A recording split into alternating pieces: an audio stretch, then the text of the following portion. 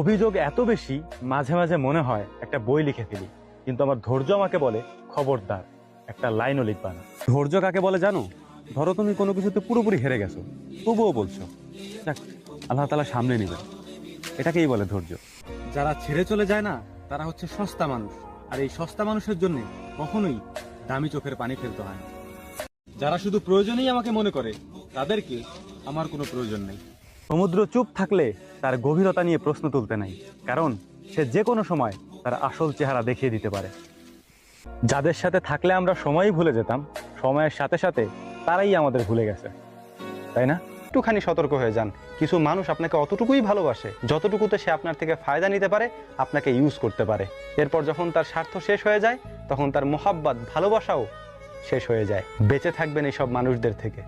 কারো ক্ষতি করার জন্য প্ল্যান তৈরি করছো না, তখন একটা কথা মনে রাখো, একটা প্ল্যান উপর থেকেও তৈরি হচ্ছে।